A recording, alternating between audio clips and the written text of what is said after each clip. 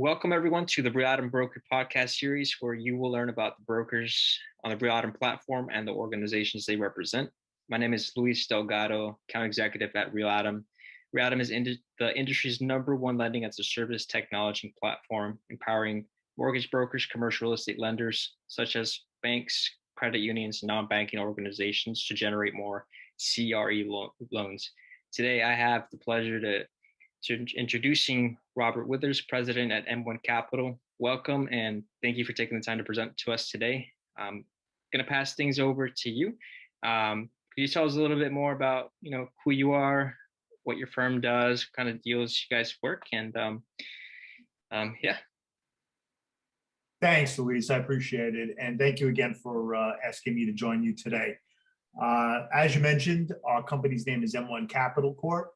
We are commercial real estate finance brokers. We're located in New York. White Plains, New York is where our headquarters is. We also have an office in New York City, a satellite office on 3rd Avenue. We place commercial real estate financing requests pretty much across all the major commercial real estate asset classes: multifamily, light industrial, mixed-use properties of all different sizes, single-purpose, single-use properties, some storage, self-storage solution. We have some self-storage financing solutions also to offer. We started our company in 2014. We were formed in 2012. Pretty much hit the road running in 2014, and we have enjoyed a great run. It's good times in our industry. We saw some challenges during COVID, but it was really more of extending ourselves to help our clients in the things that they needed, where maybe they weren't doing as much acquisitions. They needed refinancing. They maybe needed bridge loan financing to take advantage of new opportunities. We restructured some loans on their behalf with their current lenders, some of which we had helped them place loans with, and some of them we had no relationship with. We are a boutique. We pride ourselves in the fact that we're nimble. We're not the 800-pound gorilla on the street or in the neighborhood. But we have arranged financing for some of the more known and well-respected real estate developers and owners in our area. So, got it. Okay, Robert, could you tell us about? Do you have any examples of some deals that you guys closed, where you can kind of go over them? I do. First of all, just real quickly, as I mentioned, we're a full-service commercial real estate finance company. We pride ourselves in being an alternative solution to conventional bank financing, and we focus just on commercial real estate financing. Our team has been in the industry over 30 years, and like I mentioned, the asset classes that we use, pretty much our niche is the $500,000 to $25 million loan sizes. Our mission statement is providing creative, competitive, and cutting-edge commercial real estate financing solutions using proven lender relationships and state-of-the-art technology like RealAtom while delivering a superior client experience from start to finish. Let me give you some ideas. These are the different 4 basic main different types of services that we offer. And I'm just going to very quickly go through the rest of my presentation, which you don't need to see, but can bring you to some of our success stories. One second, and I will get there. Okay, so success stories. All right, so success story number 1 I'd like to share with you, Luis, is Mount Vernon, New York. Here, a suburb in Westchester County. We had a owner of a building who, after a couple of attempts using retail money center banks, we know who those are, contacted M1 Capital Corp, and we selected the right lender. He had his business in the building. Part of it was vacant, part of it was rented out, and the lender that we chose saw the benefit in an owner-occupied building and saw the benefit in the industry that he was in, and where others said no, they said yes. And they wasted, we didn't waste any more time. We got right down to business, and we closed a couple of $1 million loan on great terms, and the client was extremely happy. So that's one example. Spec construction, very, very popular, especially in certain markets, and in this one it was Florida. We do a lot of business in this market, both out in this space, both out in the Hamptons for spec home building, and also in certain areas of Florida. We had been introduced to a South American builder who had purchased several building lots for cash and wanted to construct a condominium project. Just as condominium projects started becoming out of vogue, this guy got the great idea of building 8 condos and selling them in a section of Fort Lauderdale. And, given the fact that he was from South America, he didn't have the established relationships in the area, in the Florida area. A lot of the money center and regional banks said no to him. For whatever reason, they said no to him.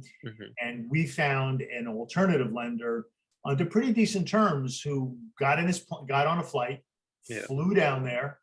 I met them down there, went to the site, went over the project, and in an afternoon, over a quick inspection of the property, some due diligence of their financials, and a couple of espressos, we were able to put the deal, A couple. Venezuelan espresso, believe me, it's something you must try if you've never had it. We put the deal together. I flew back, and we funded it like 45 days later. And I think the last unit was sold at the end of 2020. So it was a very successful sellout of the project, and everybody was quite happy. Our third story is very interesting. It was another introduction from an attorney who knew a New England-based manufacturing company that had been owned and in the family for over 100 years. And they owned the building, and they had run into some problems. The industry that they served, they were basically a very niche company. They served an industry, and this industry had basically fallen on hard times, so their business fell on hard times, and they ran afoul of certain loan covenants in their current mortgage, and they went into default. After a couple of deferments, they went into default. We were able to put together a team, including a CPA and some other experts, and we were able to work with their current lender, negotiate a short payoff of the mortgage, provide bridge loan financing for them so that they were able to get out of that relationship that had gone bad. We were able to work with them through, which was part of the loan request, actually. They had to work with a CPA to be able to right-side their business plan, broaden their product line, and did a complete turnaround, and within 3 years paid off the bridge loan financing, and we were able to move on to permanent financing, and they're enjoying a great relationship with that bank today. So that's what we do. I like it. These are some great success stories for sure. Yeah. And in the process, you had some good Venezuelan espressos. And a great contact. Ignacio is a gem. He's a gem of a man, and we stay in touch today and have worked on other projects. So. Great. Okay. Well, I actually have like maybe two, three before we wrap up. I know you have to go in a bit, but do you remember the first deal you closed as a mortgage broker? Well, I cut my teeth, Louis, in the Yeah. residential business. Mm, And I remember the first residential loan I ever closed, but the first commercial loan I closed mhm. was, believe it or not, within one of those companies, which Okay. became M1 Capital. It was sort of a Mm, series of transitions, and it was it was a center that IBM used mhm, here in the Westchester County. They were the tenant of the building, mhm. and it was the first ever commercial loan that we closed, again, from M1 Capital's Yeah. former company, and that was a $13 million permanent mortgage for a IBM center here in local Westchester area. So I remember that one because obviously it was a pretty decent sized loan, and Right. and the tenant was noteworthy, but it would be a tough one to forget. Right. And do you have one of like a I guess a very a deal you thought that you weren't gonna close, but you ended up closing somehow, like a Uh, tough, crazy deal, but you got it done? just recent, Mm, just recently, we closed a loan in Connecticut. I won't okay. say where exactly, but we closed a loan in Connecticut. It was a light industrial loan for a few $1 million on a building that was not anywhere near stabilized. It was bridge loan financing Mhm, that had an underlying environmental issue mhm, that could never be cured. mhm. It was an actual pool of oil that Okay. was under this building, but it What? was concentrated. It was centered under the building. The DEA had determined that it was no threat to any of the Okay. water tables in the area. Mhm, Um, the fire department of the local town still had it as being an issue, but it was going to take some litigation to solve it. mhm. We found a bridge loan lender that would actually lend on that so that he could finish the renovations to the building to stabilize it and bring in new tenants with the ongoing environmental issue in place, because of the loan to value. It was the loan to value was like 30%.